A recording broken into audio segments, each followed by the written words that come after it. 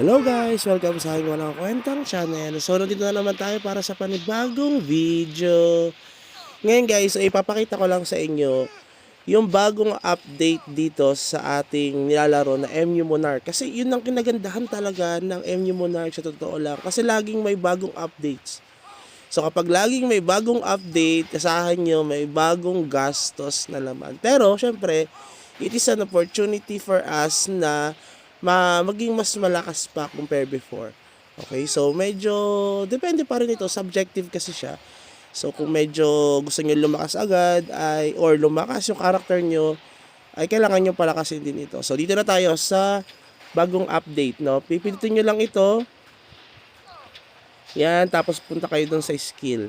Itong evolution or skill evolution. So bago na naman ito na kailangan nating i-update or i-upgrade. So daily, syempre nagre-reset ito. Yan, meron tayong exchange na points.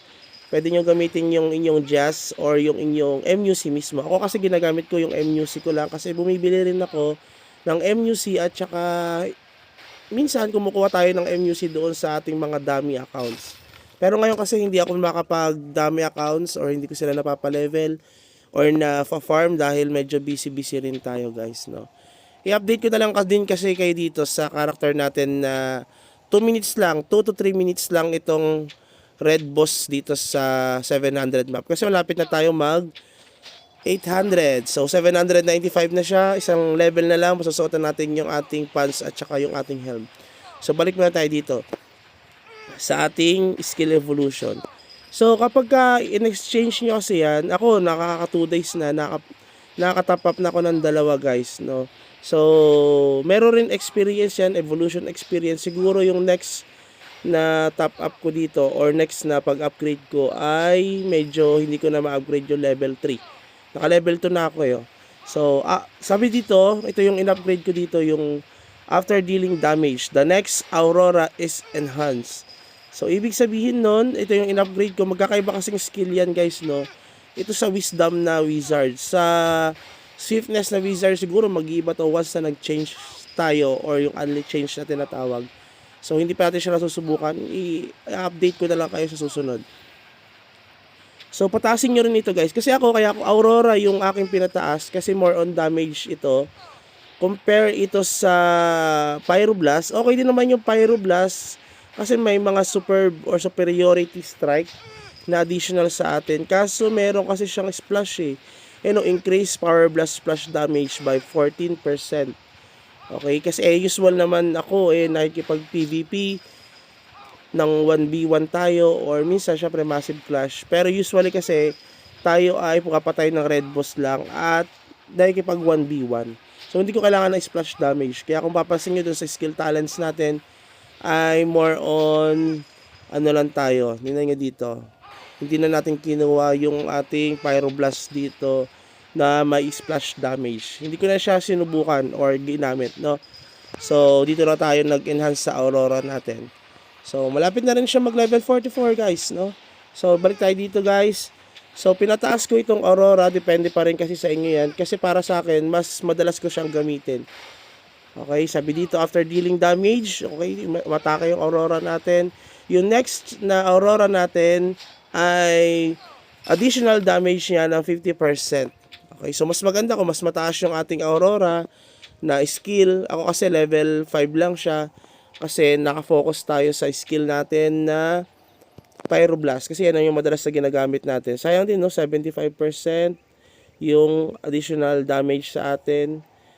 Yan. Okay, pero ito pataasin rin natin ito kasi sayang yung 100% more damage, no, by 10% chance na mag-trigger siya. Hindi lang natin siya mapataas dahil nga syempre medyo magastos yan. Yung level 6 na Aurora. So, madalas ko kasi siyang gamitin guys, yung Aurora. Para sa akin, ano to hindi siya secondary skill. Para sa akin, primary skill siya. Although, yung Pyroblast kasi madalas natin siyang ginagamit sa, yan, kung makikita nyo yan, yung madalas na umaatake kasi may cooldown itong Aurora. Okay, pero pag yan ang tumama, no, ang lakas ng damage niya kahit papaano. So level 2 na siya, kung mapansin niyo meron na tayong 7% chance na mag-trigger yung ating next attack na Aurora na 50% damage. So kung yan ay ma-level 7 natin, no, yan ay 25% chance na mag-trigger yung ating 50% bonus damage doon sa ating Aurora. So maganda yan, no? Maganda yung option na bigay sa atin. Okay din naman ito, yung additional, yung Aurora deals 2.2% sa level 4 or level 7 na lang. Aurora deals 4% additionally increased damage per target hit. Okay, up to 16%. Okay, so ang ganda din itong damage na yung second option ng Aurora, na Aurora deals more damage the more target it hits. Okay, so yan yung isa sa dapat na in-upgrade natin. So medyo naguluhan kasi ako dito kung ano bang una kong i-upgrade. Ito muna bang after dealing damage or itong Aurora deals more damage. So kayo guys, pwede nyo rin naman itong gayahin or pwede rin nyo naman yung interpretation nyo or yung understanding nyo about this ay mas maganda yung Aurora deals damage, ay yun yung gamitin nyo guys. Pero para sa akin as a mage wizard, no, mas okay ako sa upgrade yung Aurora compare sa Pyroblast. Kasi yung Pyroblast, mahirap na nga kasi i-update ito or i-upgrade dahil nga magastos. Tapos, mapupunta lang sa splash. Usual naman tayo nakikipag red boss lang at nakikipag PVP. Hindi natin kailangan ng splash damage kasi isang boss lang naman yan, di ba?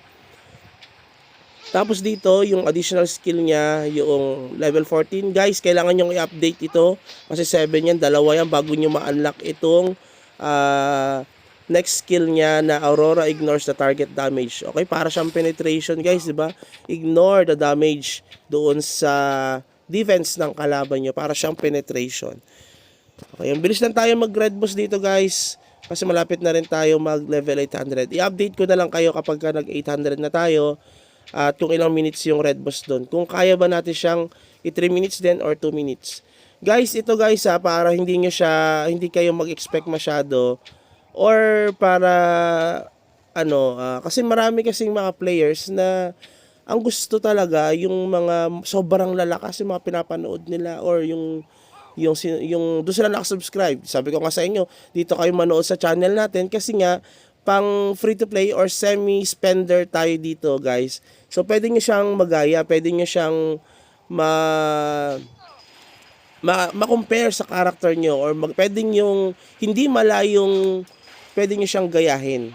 Okay? Or maging katulad kayo nito sa character ko. Okay? Kasi nga, semi-spender lang tayo. Unlike din sa sobrang lalakas na nila. Ang lalakas nga nila pero hindi natin sila magagaya dahil nga, syempre, mas malaki yung gastos nila. So, next nyan guys, pagka na-upgrade nyo na yan, next skill na bigay sa inyo, itong Aurora has a chance to be used again. Okay? Para mare-reset yung ating, tama ba? Aurora has a chance to be used again. Aurora has a 2% chance to also strike another target with its range. This secondary Aurora will not trigger additional strike. Okay? Nag-alarm na. Siguro susunod ko na upgrade yan. Mas okay ka itong i-upgrade itong isa. Aurora has a chance to ignore the target damage reduction. So ito, maganda tong pangalawang skill na to. Yung may ignore natin, no? Ibig sabihin nun, hindi mag-e-effect yung reduction damage niya by 15%. Pero syempre by chance yan. Biruin nyo, yung chance niya by level 7 ay 18% chance to ignore 15% of the target's damage reduction. Okay, maganda yan dahil nga lalambot din yung kalaban natin. Bago pa makalapit yan, lalo mga Magic Gladiator. Yung Magic Gladiator kasi nag-invisible, di ba? Pero yung mga Blade Knight yan, biruin mo bago sila makalapit talagang talagang papasok itong Aurora natin.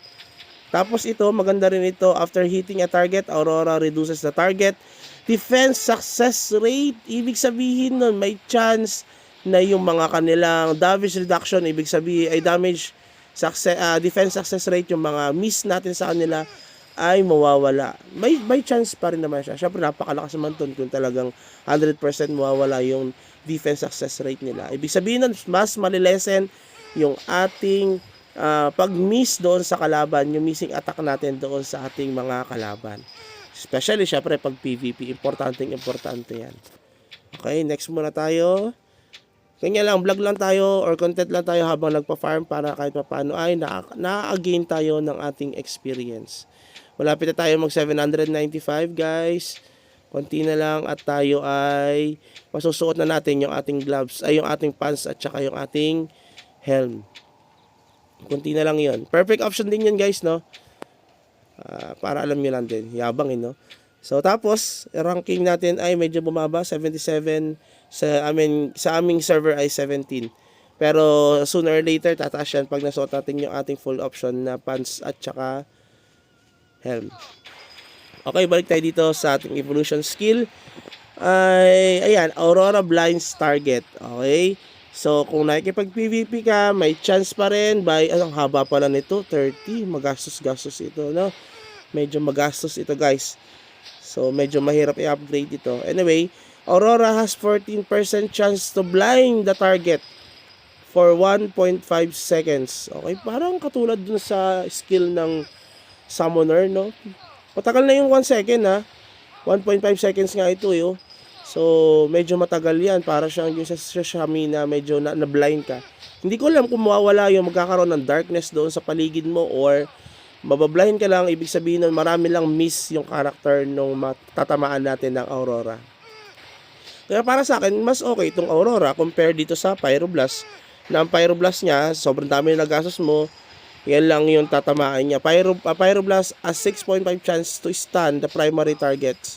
Ay, maganda rin pala ito. No? Kasi ma-stun yung kalaban natin. Kaso, yung mga other skill na papatasin natin ay medyo mahirap. No? Pwede siguro, hindi, para sa akin mas okay pa rin yung Aurora. Kayo ba guys? Kung kayo ba ang papipiliin? Mas pipiliin nyo ba yung Aurora or yung Pyroblast? Okay din to. Each time Pyroblast deals damage, it has 20% chance to leave a flame patch on the grounds. Okay? Okay din naman, pero para sa akin, Aurora pa rin. Okay, wala tayong X Aurora guys na pangalan. Kaya hindi ko lagi pinipili si Aurora. Baka isipin nyo, lagi natin pinipili si Aurora. Hindi, wala. Wala tayong X na Aurora. Ito, yung last skill, yung T13 na Aurora. Maganda rin yung bigay, no? Aurora has 21% chance to increase damage taken by target by 20% for 5 seconds. Lalambot yung kalaban, guys. Diba? Non-stackable. The same target cannot be affected by its effect again within 30 seconds. Unlock T3 effects. Okay? So, yan yung ating mga skills. Okay? Nabigay dito sa Aurora ay sa evolution skill. Okay? So, pwede naman yung gayahin ito. Pwede rin naman hindi. Wala namang problema.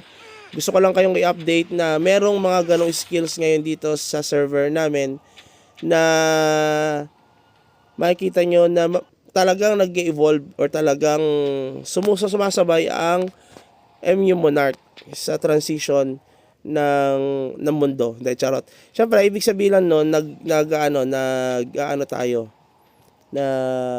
nag-update. Ibig sabihin, lagi may bago ang MU Monarch, guys. Yan yung kinagandahan dito. So, yun lang siguro para hindi na mababa yung ating channel, yung ating video.